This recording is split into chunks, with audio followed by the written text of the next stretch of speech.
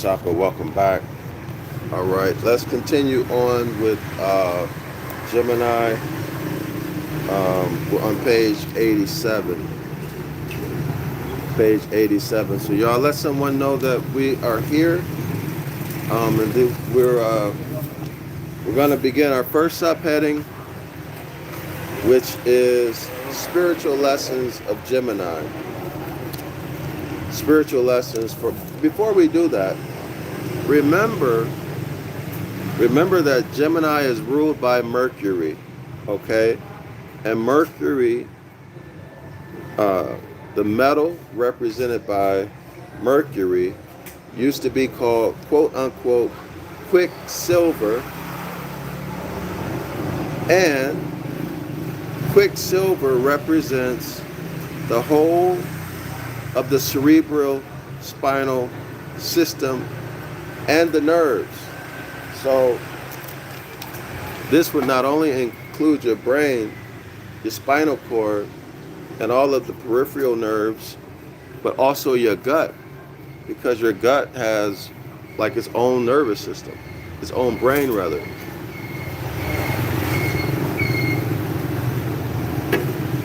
Okay, y'all?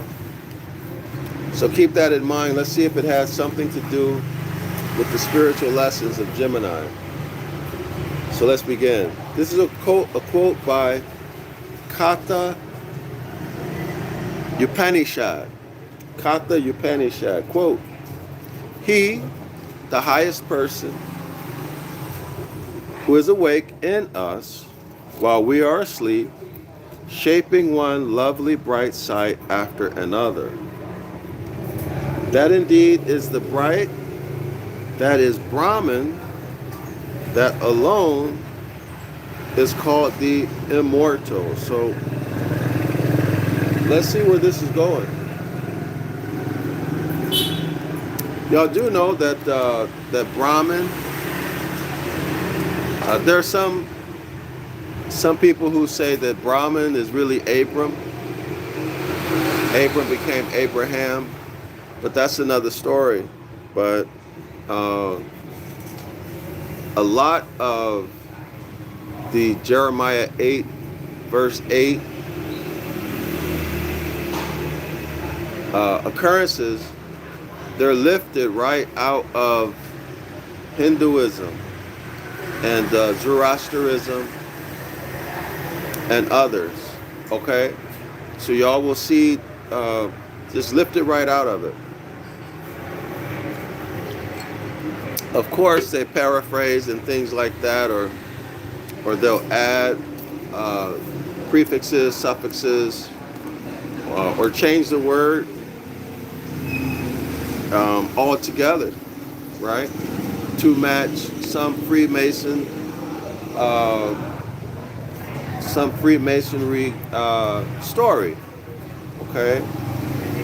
So you'll get all of that in the Devil's Pulpit. That's why I always tell you guys to read the Devil's Pulpit and master it. Okay, so spiritual lessons of Gemini. Let's continue. This section of Mark's Gospels begins in characteristic fashion with a journey. Okay. Geminian mutability is often expressed as mobility. Okay, so y'all know Gemini moves. Okay, Gemini might be all over the place on its negative pole.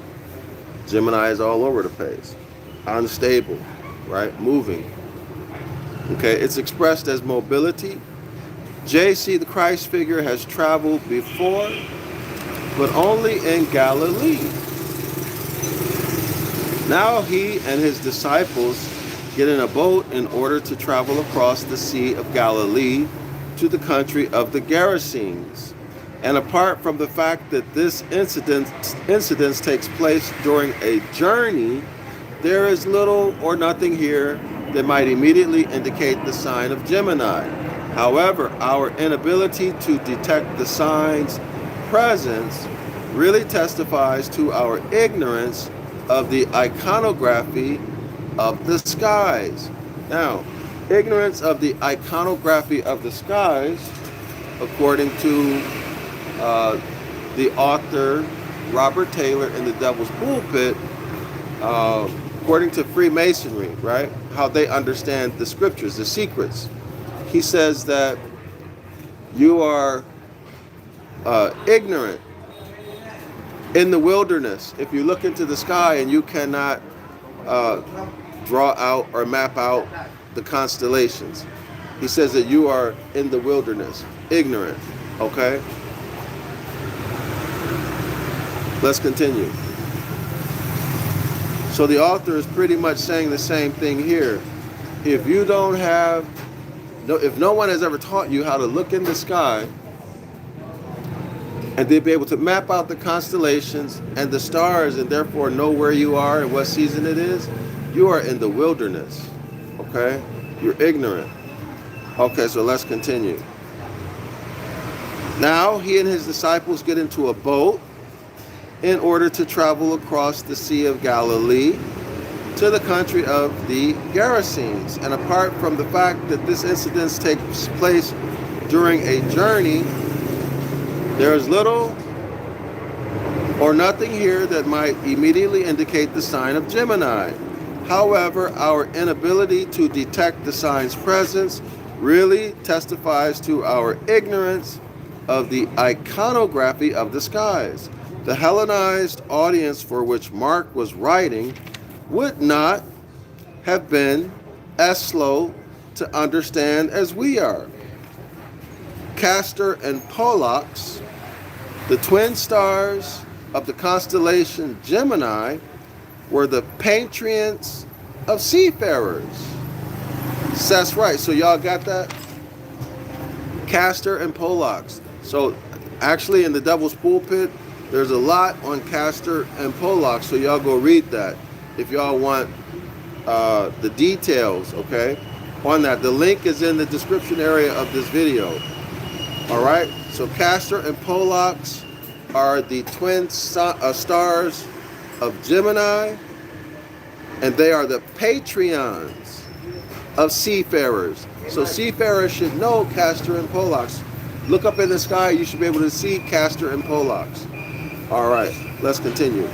In the Grecian temples, Castor and Pollux were represented as a mountain on white horses, armed with spears, riding side by side, crowned with the cap of the hunter, tipped with a glittering star.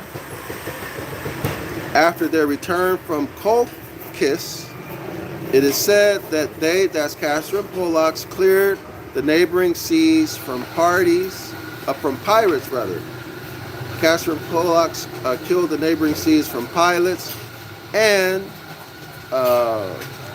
the predators and hints were honored as the particular friends and protectors of navigation. It is further said that flames of fire were betimes seen playing around their heads. Well, that's interesting, isn't it? Flames of fire playing around their head. Y'all know what that reminds me of, right? And that when this occurred, the tempest, which was tossing the ocean, ceased, and calm ensued. In other words, the winds, the storm winds calmed down. When the flame of fire. So fire is always representative of the sun. So when the sun comes up, the atmosphere heats, and therefore those storms and winds, they stop. Okay? Because the atmosphere has been heated by the sun. So those two flames of fire represent the sun. All right? And this is what, when JC was on the boat, y'all got that? When JC was on the boat, remember there was a storm? The apostles were all scared. JC was sleeping through the storm. Y'all remember this? Then the apostles came and woke him up, and they were afraid that they were going to die. All right, so they woke up JC, and JC made the storm stop. So when the sun rises every morning, the atmosphere heats up. and the winds and the storms stop. Okay? This is why the sun is the risen Savior. The disk that rises every morning at around 5:30, 5:45, usually, wherever you're at on the planet. Okay, it is the risen Savior. JC, the SON, Son, is the risen Savior. Y'all got it? See the correlation? All right, let's continue. He continues.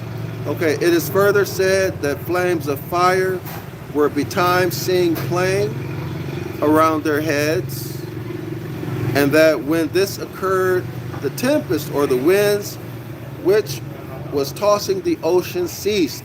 The sun came up, and calm ensued. They were assigned great power over good fortune, and particularly over the winds and waves of the sea. This is quoting from Seiss, page 112 and 13. All right, so y'all go check that out. The ship which took St. Paul from Malta to Syracuse at Acts chapter 28, verse 11, was called Castor and Pollux. Let me repeat that. The ship that the Apostle Paul rode on when he was going from Malta to Syracuse, recorded in Acts chapter 28, 11, was called Castor and Pollux. It is likely that this was a common name for ships or vessels in view of the fact that these lowercase gods, these deities, were supposedly favorable towards seafarers, mariners. The constellation Gemini was often symbolized by two stars over a ship. Homer, in his hymn to Castor and Pollux, wrote, "Ye wild-eyed muses, sing the 12s of Job." Now, y'all know Job, the twins of Job. Job is YHWH. So this would actually be YOVE. So you correlate Jove to the Tetragrammaton, to Apollo, Jupiter, etc., etc., etc., okay? I'm talking about linguistically, not religion, linguistically. Mild Pollux, void of blame. And Steve subduing Castor, heirs of flame, heirs of fire, sun. These are the powers who earthborn mortals save, and ships whose flight is swift along the wave. All right? So you've been tossing and turning in the sea all night, right? You can't wait for that sun to come up. The sun comes up, well, that's your risen Savior, because it's going to heat the atmosphere and calm the ocean before your ship gets destroyed or takes you someplace, right, to a rocky whatever, and you meet your demise. Okay, so when wintry tempest over the savage sea are raging, right, the winds are causing the big waves, all right, and the sailors trembling call on the twins of Jove, Jove. Y'all see this? This is the astrology being remixed with religion. Jove again is YHWH. Call on the twins of Jove, call on Gemini of the Tetragrammaton with prayers and vow. With prayers and vow. Okay, y'all?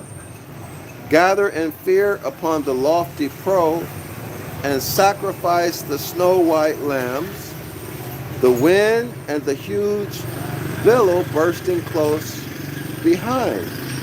Even then, beneath the weltering waters, bear the staggering ship. They suddenly appear O yellow wings rushing o'er the sky, and lull the blast in mute tranquility, and strew the waves of the white ocean's bed, fair omen, omen of the voyage. From toil and dread, the sailors rest, rejoicing in sight, and plow quiet sea in safe delight. This is translated by Shelley Allen, page 227 and 28. There's a footnote, but before I read that, y'all should remember that the Tetragrammaton is JC, the Christ figure. All right? The Tetragrammaton is JC, the Christ figure. So now y'all go back to the story of JC on the ship, right, with the apostles, and there's a storm, and they think they're going to die, and they wake him up. The sun rises. Okay, they requested of JC, they prayed to the Tetragrammaton. Do y'all see the parallel here? Do y'all see the parallel where that story is coming from now? Y'all got it? Okay, JC is the Christ figure. This is the Trinity. Okay, so replace Job with JC, the Christ figure. Same person. Well, not same person, same deity. Okay? Same deity. So there's your story. There's your story about JC and the storm. Calming. Who is this man who can calm even the sea? The apostles thought to themselves. Well, it's the risen Savior. It's the rising sun that heats the atmosphere. This is all what? All science. All physical science has been remixed into a religious story. Y'all got that? All physical science that has been remixed into the New Testament. Remixed into a religious story. Okay? Let's get into the footnote.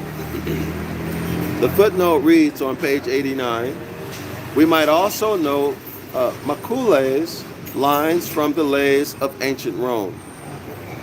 Back comes the chief in triumph, who in the hour of fight hath seen the great twin brethren, that's Gemini, in harness on his right. Safe comes the ship to heaven through billows and through gales. If once the great twin brethren sit shining on the sails. Now, who else is a deity of the sea? Isn't there another well-known deity of storms? Might that be Zeus? Who else is another deity of storms? Y'all think about that. Think about that. Who are the other deities of storms? You'll be surprised once you start making connections, okay, scholars? There are a few details in the story which underline the Geminian theme. The word for the storm used by Mark is Laelaps, spelled Laelaps.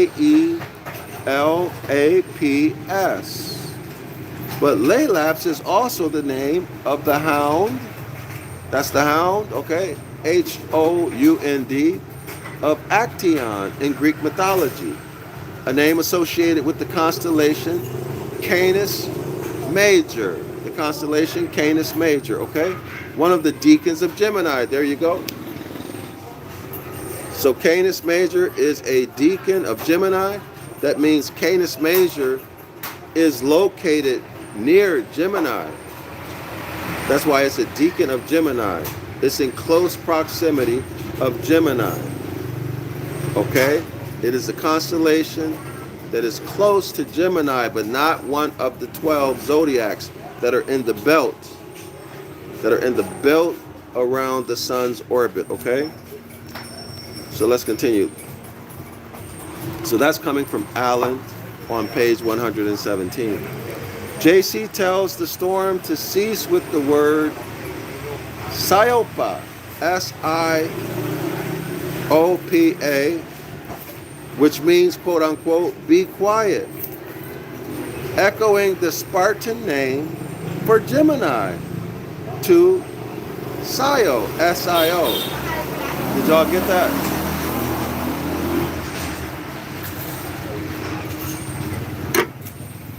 Did y'all get that? So don't be mad at me. I'm just a messenger telling you what the real deal is. All right? Or at least according to this author. Let me read it again. JC, the Christ figure, tells the storm to cease with the word Siopia or Siopa. All right? That's the word JC said when he said be quiet to the storm on the boat in the story I just told y'all about. Echoing or repeating the Spartan name for Gemini. So the Spartan name for Gemini is spelled S-I-O. Sio. So Siopa. Siopa. That's what JC says. Sio. Okay? Sio. And then there's a suffix with what JC said, pa, at the end. And the, quote, cushion upon which JC's head was resting, long believed to be a detail provided by Peter, echoes the headgear of the Gemini twins, or the flames of fire, which were supposed to issue from their heads. The Greek word generally translated cushion is proskepalion. I probably pronounced that wrong. Let me show y'all. There's the Greek word. Now the link to the free PDF is in the description area of the video. Y'all take a look at this Greek word. All right. Anybody who wants to research this further, you can Google search this, do whatever you got to do, but I'm showing it to you. There it is. So let's continue. All right, so that word that's translated cushion, we just looked at it, which simply means, quote, towards the head, or that which is toward the head.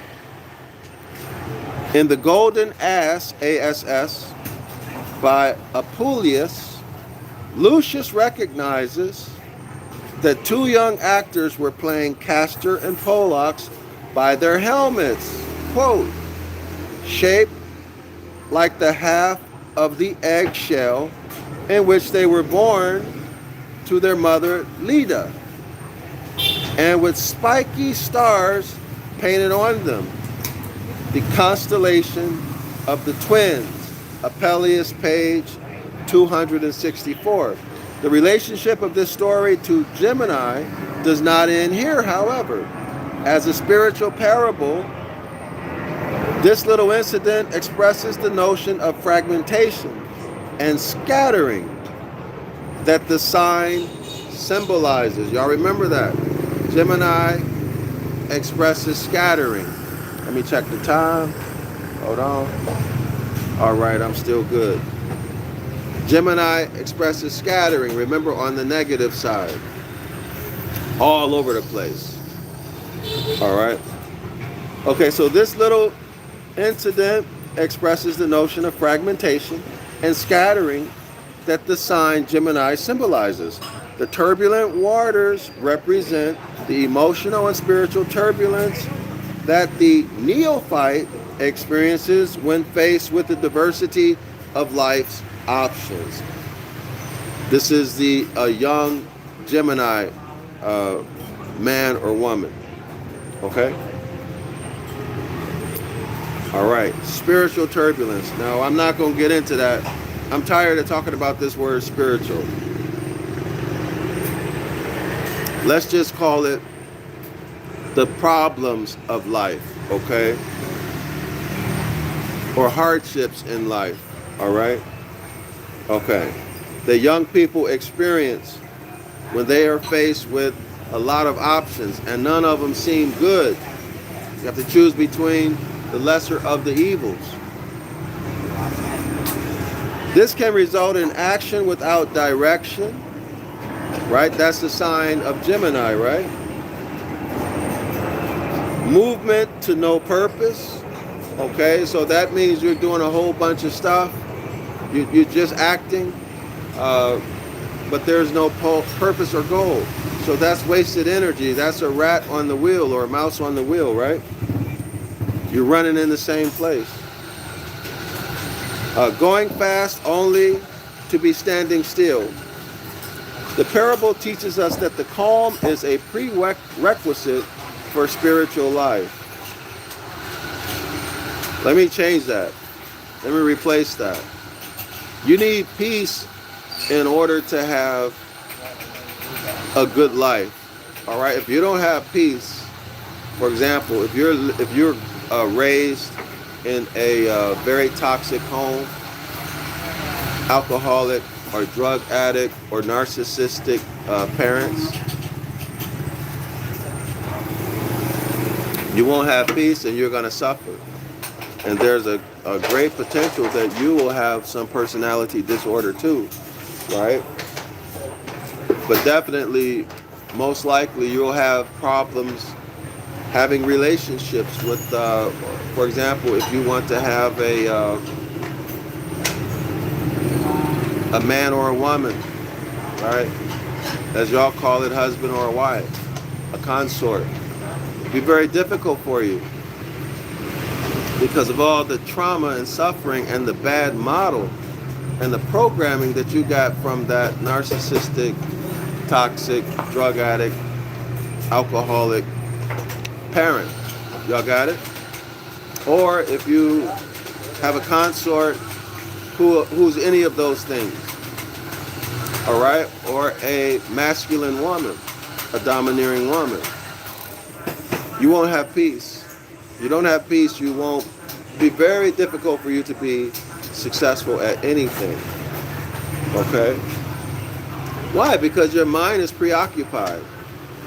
All right? You'll be second guessing yourself, doubting, slow to take action, missing opportunities because why? Because you can't see them. You can't see the opportunities because you're dealing with an urgent situation all the time. All right? So let me try to finish up this paragraph and then we'll wrap it up. The turbulent waters represent the emotional and spiritual turbulence that the neophyte experiences when faced with the diversity of life's experiences. Let me even, not only the neophyte, but the mature or aged person. Same boat, no different. All right? This can result in action without direction. We already read that. Okay. The master, the divine self within each of us is quote unquote asleep and needs to be awakened so that we can direct our attention towards our goal and not be caught in the frantic rush of activity which dissipates our energies and weakens our resolve, as Elijah discovered. The deity is not in the wind or in the earthquake or in the fire, but in the still, small voice. So again, we're getting the hint that you are the power. All right? You are the power. Psalms 82:6. The kingdom of the deity is within. All right? In other words, you're your own savior. All of that is right in here. You're born with it. Similar, so that's quoting from 1 Kings 19, verse 11 and 12. Similar sentiments with similar imagery are expressed in the Bhagavad Gita. The mind that gives itself to follow shows of sense, seeth it helm of wisdom rent away. And like a ship in the waves, whirlwind drives to wreck and death. Only with him, great prince, whose senses are not swayed by things of sense, only with him who holds his mastery shows wisdom perfect. This is Arnold, page 13. So basically, you got to maintain control of your mind. Keep your mind peaceful. Get away from toxic, envious, jealous, addicted, narcissistic, bipolar, schizophrenic, borderline personality disorder types of people. All right? You're responsible for your own mental health. This passage shows JC's power over the element of air. Okay, so the element of air, that's wind. During the course of the Gospels, he will display his power over all four of the ancient elements. There's a footnote. It reads, air, the calming of the storm, in Mark chapter 4, verse 35 through 41. Water, walking on water, Matthew chapter 6, verse 45 through 52. Now y'all know the sun is walking on water when it reflects, when you're getting to sunset, and the sun is reflecting on the water. Okay? All right. That's also seen that imagery the pharaohs used. That same imagery of walking on the water. Okay, so if you want to see that imagery of walking on the water, you can see it in the 101 Ancient Ibaryath course. Okay, so subscribe to it. The link is in the description area of this video. All right, so it continues. Fire, riding an unbroken horse. Mark 11, verse 1 through 11. Earth, cursing the fig tree. Mark 11, 12 through 14, and 20 through 25. That's all I got for y'all right now, y'all. Islam to all the Moors. Shalom to everyone who is Genesis chapter 2. Okay? Shalom to all of the family of Moors. I got to run. I got an appointment. If y'all want to support my project to rewrite the book of the law into ancient Ibaryath and from ancient Ibaryath into modern English, please do so. The links so that you can support are in the description area of this video. If you want to support in other ways, you can subscribe to the 101 Ancient Ibaryath course. You can come to our Saturday live online class every Saturday at 10 a.m. Eastern Standard Time. You get 2 classes free. You can come check it out. So there's no risk involved. Also, I've written many books on ancient Ibaryath. The links to I think 7 of them are in the description area of the video. So be sure to get some copies for yourself, for your seed, your kinfolk, and your friends. Okay, y'all? Islam and Shalom.